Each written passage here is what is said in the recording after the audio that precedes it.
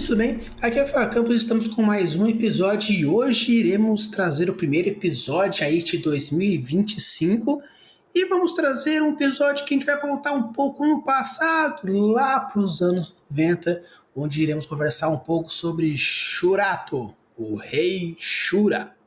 Shurato, o Rei Shura! Então, pessoal, no episódio de hoje eu vou fazer mais ou menos da mesma maneira que eu fiz no episódio de Cavaleiros do Zodíaco nos Cavaleiros de Ouro, onde eu vou conversar um pouquinho com vocês sobre algumas armaduras, e no caso aqui iremos falar sobre os Shaktis.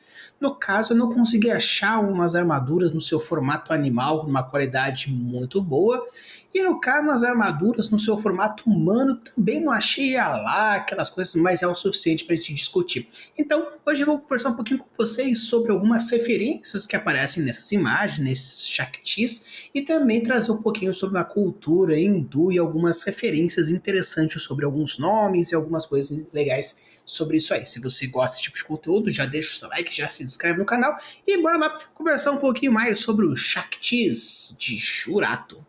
No caso, antes de a gente começar, como já está aparecendo aqui a imagem do Shurato, o Rei Shura, eu queria falar com vocês um pouco mais sobre o que seria esse raio desse Shakti.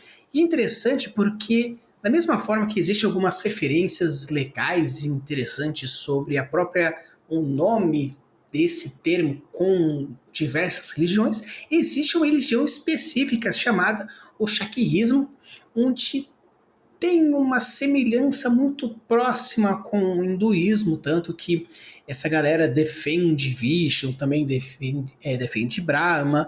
Então, assim, existe uma relação muito próxima, é como se fosse um paralelismo que existe entre um e entre o outro. Tanto que o Shakti, de uma forma geral, no caso a Shakti, corresponde à esposa de alguma divindade. No caso, por exemplo, o Parvati é a Shakti de Shiva.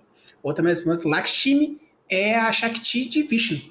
Então, assim, Shakti corresponde meio que uma esposa, como uma acompanhante, como alguém que vai acompanhar-te durante a sua vida a partir da sua escolha, no caso que a gente considera aqui o casamento.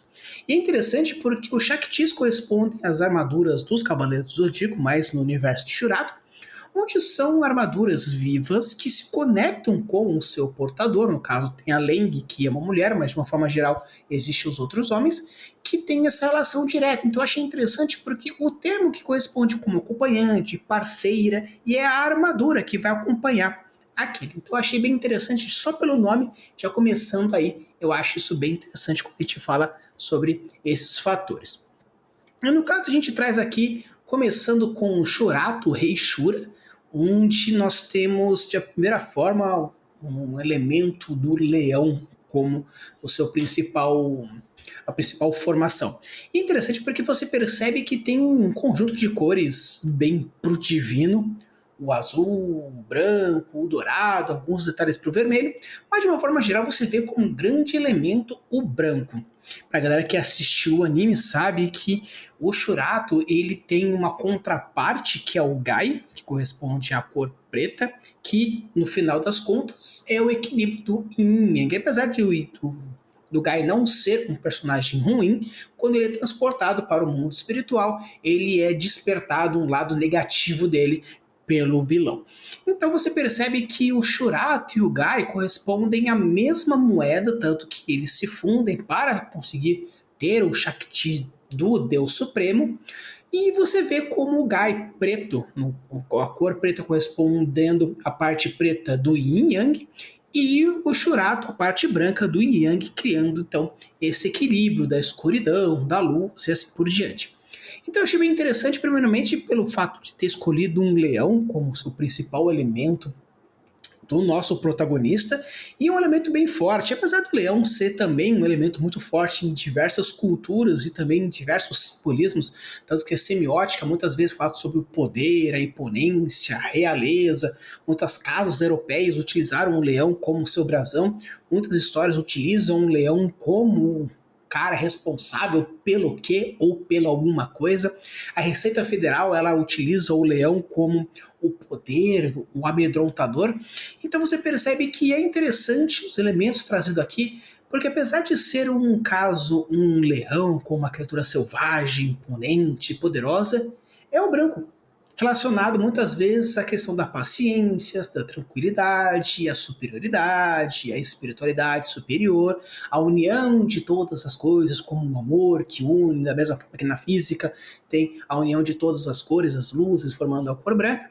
Então você percebe que existe sim esses simbolismos que vão brincando aqui e ali de uma forma mais geral, como um elemento mais direto, principalmente no fator mais pontual. E é interessante porque Shurato, de uma forma geral, tem como uma referência com a própria armadura dele, que é Shura, tanto que no Shurato, o To, muitas vezes relacionado com algumas diversas partículas, como o No, o De.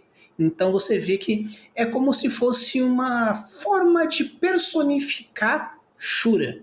E não, né, no caso que a gente vê como Ashura, como o grande demônio guerreiro, tem diversas referências diversas, para a galera que gosta de One Piece, tem o Zoro usando o golpe e diversas outras referências em outros lugares. Então você percebe que o Shurato aqui nada mais é do que meio que como se fosse uma reencarnação de própria Shura, da própria entidade Shura, criando então essa conexão. E é bem legal porque trazendo essa ideia, você vê que tem esse fator mais direto. E o legal aqui é que não acontece em todos, mas o rosto se encontra no peito, como se fosse realmente essa ideia de que a personificação da criatura se encontra no peito, na altura do peito, como se fosse um coração, criando então essa conexão mais direta. Então eu achei bem legal a forma como foi utilizada, tanto das cores, a semiótica das cores aí é realmente impressionante, como traz diversos simbolismos por detrás, até mesmo o próprio fator de Shura, a escolha de leão, o próprio personagem aí, Shura, o Shurato, o rei Shura. Aqui a gente já começa com agora o Ryuma, o rei dragão, onde a gente tem um dragão saindo aí do seu ombro esquerdo, no caso para lá, no caso não seria o meu ombro direito, mas tá, a imagem está espelhada. Mas você percebe que tem aí a imagem do Ryuma, o rei dragão, trazendo tanto os simbolismos do próprio dragão, mas esse dragão realmente um dragão mais pro lado do Oriente, esse dragão mais serpentoide que nós temos, esse dragão que é meio Shenlong da vida, onde tem até mesmo as cores que representam, porque essas cores na China são muito relacionados principalmente à sabedoria, principalmente à questão mais da natureza, mais a questão, apesar de que o verde e natureza está muitas vezes ligado, mas da mesma forma que aqui a gente vê que o azul tem muito a ver o fator da tranquilidade, da sabedoria, da paciência. O verde, por outro lado, naquele lado do mundo, também traz essa ideia de sapiência natural, essa sabedoria milenar que se desenvolve como se fosse Gaia, a mãe natureza, trazendo essa ideia. Então o verde aqui muito forte, representando isso, também, obviamente, representando os próprios animais, né? Os animais reptilianos que têm muitas vezes essa tendência para essa cor, os crocodilos como principal elemento. Então você vê que tem até mesmo os detalhes de escamas nas próprias armaduras e até mesmo aqui na parte do pé você encontra o quesito das próprias garras. E é interessante porque Ryuma, como um próprio nome, ele tem muitas vezes o próprio Ryu, de dragão, e o Ma também relacionado a essa questão das partículas relacionadas à própria linguagem. Da mesma forma que nós temos Shurato, o To, relacionado também historicamente a essas partículas. Essas partículas seriam como se fossem prefixos, sufixos e tudo mais. Então aqui da mesma forma que o Ma também encontra nesse fator. Tanto que, novamente, em One Piece nós temos Ryuma como deus da espada, mas aqui a gente está mais relacionado com o próprio dragão propriamente dito. E é interessante porque se você for parar para ver que o golpe dele não é apresentado aqui, até fugindo um pouco da análise mais direta, que a ideia era se focar nesse fator, a gente vê que é o fogo.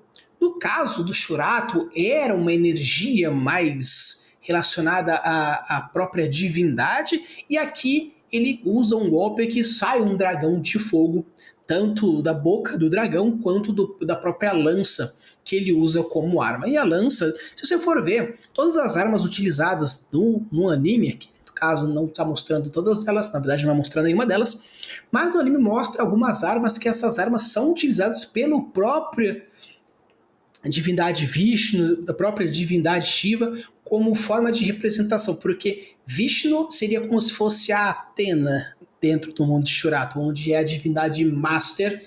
Então nós temos Vishnu como a detentora dos cavaleiros celestiais que nós temos, e cada arma dentro dessa divindade corresponde à arma utilizada pela própria personagem, no caso aqui, o Ryuma, como um fator mais relacionado à lança. Então eu achei bem interessante porque aqui, apesar do rosto não se encontrar no peito, nós temos principalmente esse fator de ter essa esfera, esse cristal aqui na altura do diafragma.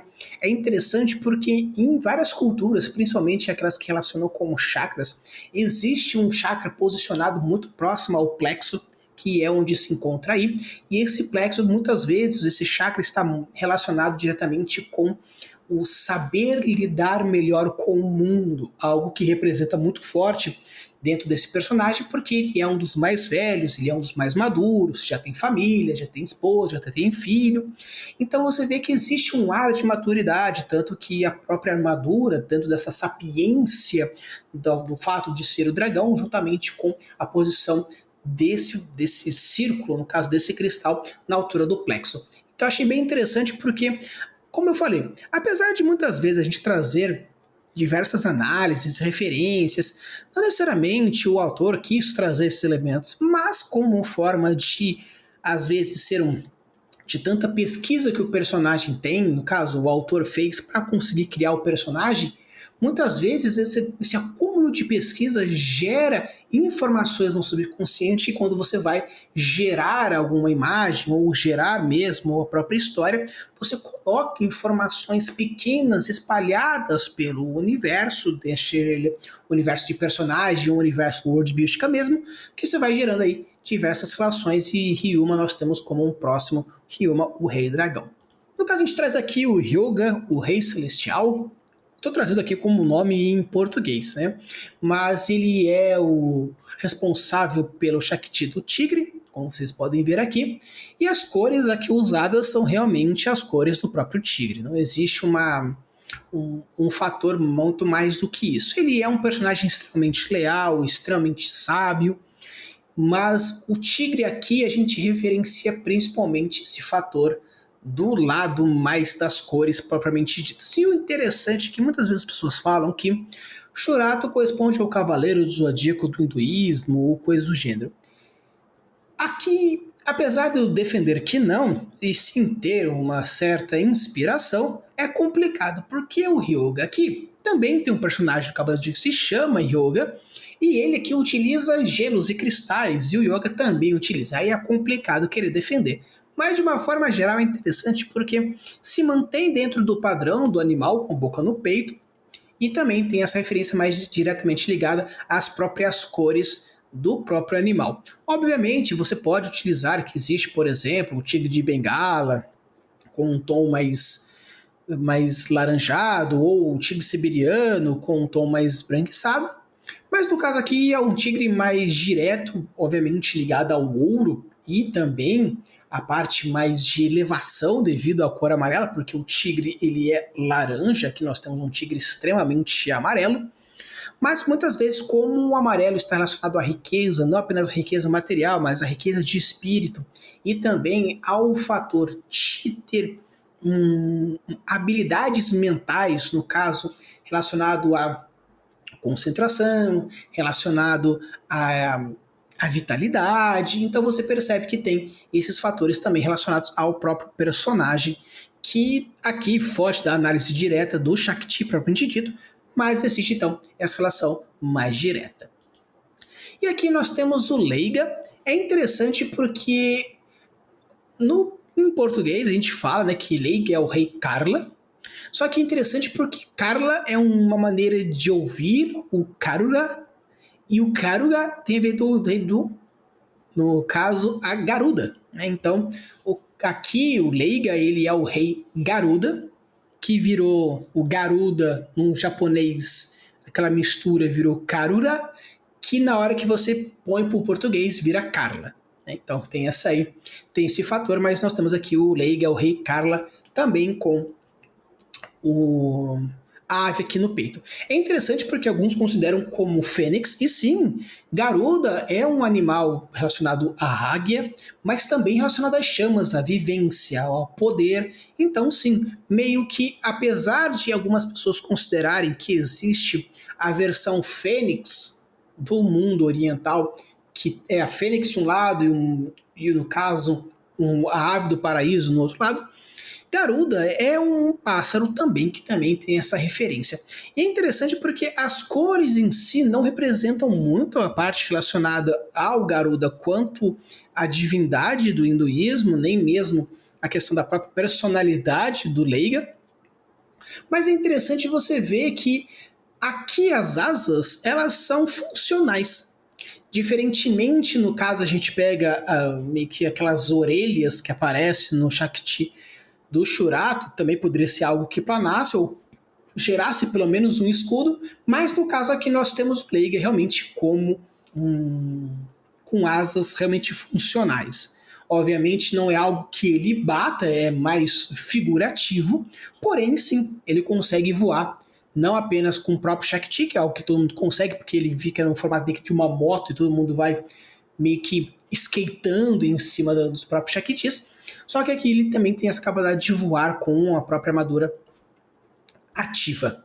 E é interessante porque você percebe uma coisa que na personalidade de Garuda, de uma forma geral, quando a gente fala sobre a ideia mais geral do personagem, é que as cores de Garuda, eles são realmente mais pro vermelho, mais pro amarelo, realmente são as cores relacionadas ao poder do pássaro solar. E é interessante porque aqui, Vishnu, que é a deusa que eles têm que proteger, também é o deus que utiliza Garuda como meio de transporte. E é legal porque o simbolismo aqui é que a luta que tem do bem contra o mal é representado por Garuda também. E é legal porque o Leiga, ele é um personagem que se mostra no começo bem no foda-se, meio que o mundo tá perfeito, os guardiões servem apenas para, né, ter... Mas depois você percebe que a paixão que ele tem pela deusa, pelo local e, caso a raiva que ele tem contra o mal, vai se escalonando e se mostrando uma personalidade muito mais imponente, importante e que preza realmente o universo que ele protege. E é legal porque Garuda tem essa relação direta da proteção forte do bem contra o mal, da vida e da morte. Tanto que ele representa como também a ave fênix, né? Garuda tem essa referência. Então você percebe que ele, de um personagem que era meio pro foda-se, meio pro legalzinho, que aquele outro, se torna algo como uma arma extremamente poderosa da luta contra o mal, representando essa ideia de vencer o mal e também de ter a questão da morte e a questão da vida, principalmente com alguma das habilidades. Então achei bem interessante como foi trazida essas referências de uma forma geral como elementos narrativos. Agora a gente entra aqui com o Dan, que é o rei Hiba, representado com um rinoceronte. É interessante porque rinoceronte no hinduísmo ele tem uma imagem muitas vezes ligado à questão da destruição, algo que tem muitas vezes, e no caso está muito diretamente ligado a esse personagem, porque ele é um personagem muito ansioso, muito explosivo, então você percebe que tem sim essa ideia de explosão e destruição, tanto que o golpe dele é dar um murro no chão e criar uma onda de impacto, utiliza de um machado como forma destrutiva também, que gera explosões, então você percebe que sim, tem esse personagem diretamente ligado com isso. Mas o interessante é que Hiba, no sânscrito, significa presente. E é legal por quê? Porque essa armadura foi dado de presente ao Dan como forma de agradecimento. Então ele é eternamente grato ao antagonista, não ele está sendo, no caso, o Dan e outros dois personagens estão sendo enganados pelo antagonista, mas o antagonista, ele mente, manipula, mas deu de presente essa armadura para o Dan, tanto que o Dan, o rei riba, ou no caso, Dan, o rei presente, e com isso ele ganhou uma lealdade extremamente forte. Tanto que o Dan, ele é um dos personagens que mesmo que ele, né, mostre que o antagonista tem os seus lados ruins, ele não quer acreditar ele como um personagem ruim, mas ele vê assim, não, se ele tá fazendo isso é porque existe alguma necessidade, existe algum porquê. Então não é o mal pelo mal, mas ele é o mal para fazer o bem.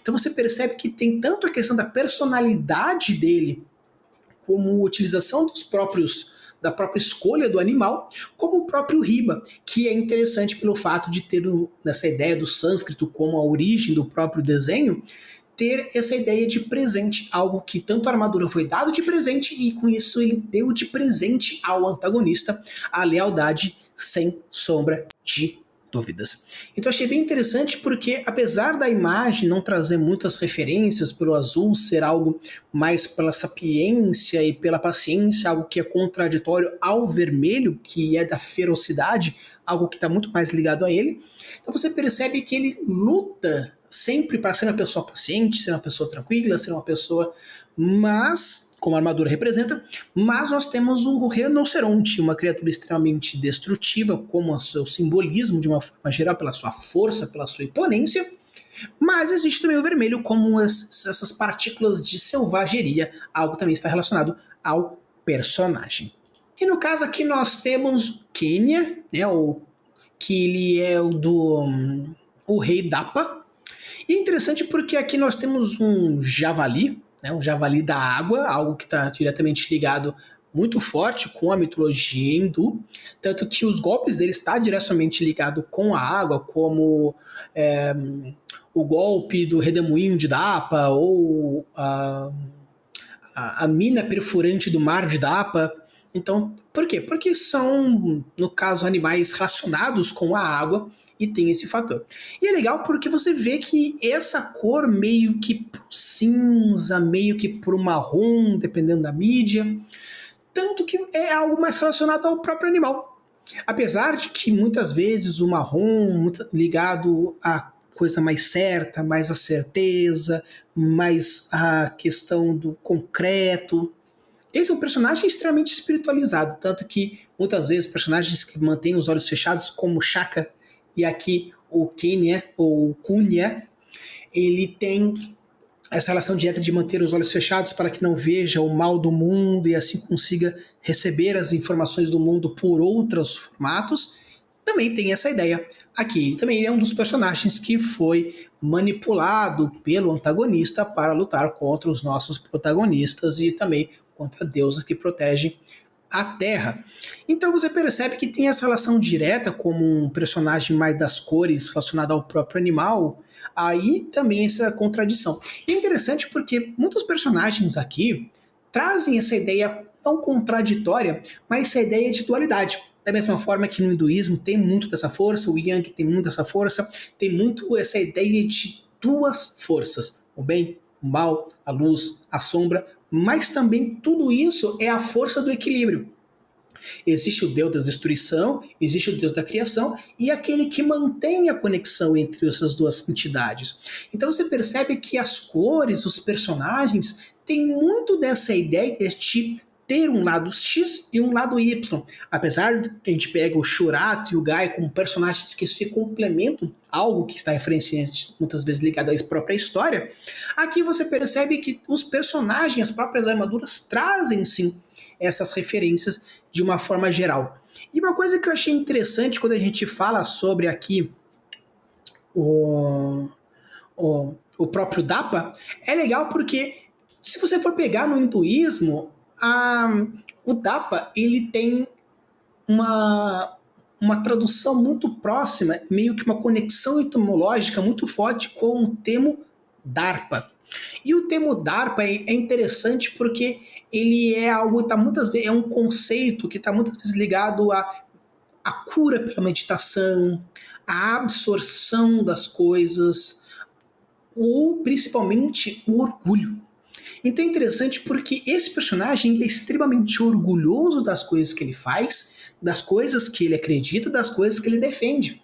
Então quando a gente fala sobre o rei Dapa, muitas vezes ligado ao rei Darpa, que esse Darpa ligado ao pride, ao orgulho, muitas vezes ligado a essa ideia de absorção das coisas e se tornar realizado a partir disso, eu achei bem interessante pela escolha, tanto que o golpe se chama DARPA, o Whirlpool, então você vê que existe assim, a própria ideia do hinduísmo como forma de representação das coisas da personalidade, mas também você percebe como algo diretamente ligado à prática do sânscrito, muitas vezes essa referência entre um e entre o outro, quando a gente fala sobre essa ideia mais direta dos personagens, quando a gente fala sobre um ou quando a gente fala sobre o outro. Seguindo aqui, chegando aí praticamente quase nossos finalmente, nós temos a Leng como a rainha Nala, e representando o unicórnio, muitas vezes o cavalo, muito poderoso, muito místico. Só que eu queria deixar mais um ponto sobre a questão das próprias cores dela, do vermelho, o amarelo, com uma força, imponência, paixão, a vivacidade, algo que o personagem é extremamente. Ela ama de paixão o antagonista, ela não quer acreditar que o antagonista realmente seja mal. Ela deve emocionalmente ao antagonista, ela tem meio que uma dependência emocional, muitas vezes extrema, tanto que também ela é um dos personagens que foi manipulado pelo antagonista. Nós temos os que a gente está falando, o Dan como rinoceronte, o Kenya do Dapa e aqui a Leng, e no final nós temos o Guy, mas ele não foi manipulado, só foi convertido para o mal. Então, mais interessante porque Nala, ela dentro do árabe, ela significa a água que se bebe no deserto. E é interessante porque quando a gente fala sobre a água que se bebe no deserto, é legal, principalmente porque é o primeiro copo de água. Sabe aquele primeiro copo de água quando você está com sede? Essa é a proposta do nome Nala, no caso N-A-H-L-A, que é a referência da própria personagem. Então você vê que Leng, a rainha Nala, é Leng, a rainha da primeira água do deserto, ou no caso, o primeiro gole de água numa coisa mais. E muitas vezes também, se eu não me engano, na cultura Shahwali, Nala significa rainha. Então nós temos a grande rainha, né? No caso, Leng, a rainha Nala seria rainha, mas a grande rainha, além do fato de ter essa ideia da própria né, a água do deserto. É interessante porque na tradução para o português do golpe dela, que simplesmente é a flor carmesim, foi traduzido como a flor solitária de Nala, como se fosse aquela única esperança no deserto, relacionado também ao fator de ser o nome Nala a isso. Achei bem interessante e realmente muito forte como trazer essa ideia geral de um ponto a outro, e realmente o unicórnio como um ser muito místico, também associado a isso, achei muito forte, muito legal essa ideia. Parabéns aos envolvidos. E no final nós temos aqui o Guy, o rei Yasha, representado pelo lobo, né, no caso aqui com as cores vermelhas do sangue, o preto, como eu já disse, falando sobre a ideia do yin yang, ideia com o Shurato, esse círculo que tem aqui na parte de trás dele, tanto representando o chakra coronário, quanto também a esse pedaço do yin yang, além de mostrar o simbolismo do personagem, que no caso é esse ciclo onde ele sai e se torna uma outra coisa. Ele é um personagem extremamente bondoso quando está na Terra, e quando foi puxado para o mundo espiritual se mostrou esse lado muito mais diabólico, algo que no final do anime, ele se torna uma pessoa boa novamente e funde com o Shurato para se tornar no caso, a grande divindade de uma forma geral. E legal, porque quando a gente fala sobre o Yasha, Yasha é um grupo de espíritos, né, também no sânscrito, é um grupo de espíritos ligado à questão da natureza. E é interessante porque esses seres, eles podem ser tanto inofensivos, uma coisa mais de boazinha, uma fadinha, uma coisinha, ou pode ser criaturas extremamente selvagens, extremamente perigosas, extremamente sombrias. Então achei bem interessante porque aqui Yasha ou Yaksha tem como esse simbolismo algo bom e ruim. Ou no caso, muito bondoso e muito maléfico, trazendo o que aconteceu com o próprio personagem. Então achei bem interessante que sim, apesar de ter a grande influência de ter uma entidade protetora feminina que tem os seus cavaleiros, nós temos a entidade masculina com os seus cavaleiros. Sim, teve sim essa ideia de uma forma geral, só que existem simbolismos totalmente diferentes, com uma narrativa totalmente diferente, nós temos princípios totalmente diferentes e também estudos e ideias totalmente diferentes. Claro que a base pode ter sido a mesma, mas depois, quando falou assim, copia, mas não faz igual, apenas teve a ideia dos gênios Lost, que eu achei bem legal, realmente é algo que eu gostei bastante. Então com isso a gente acaba com todos os personagens principais, dentro do mundo de Churato. Existem alguns outros vilõezinhos e outras habilidades, mas o que se manter algo mais pra cá. Então achei bem legal, espero que vocês tenham gostado. A gente tem aqui essa análise desses de uma forma mais geral, porque nós temos aí 8 personagens, então ficou realmente um episódio mais compridinho, mas para o primeiro episódio, claro que tinha que ser gigantesco. Use e mude suas criações e deixe os mundos cada vez mais incríveis. Valeu!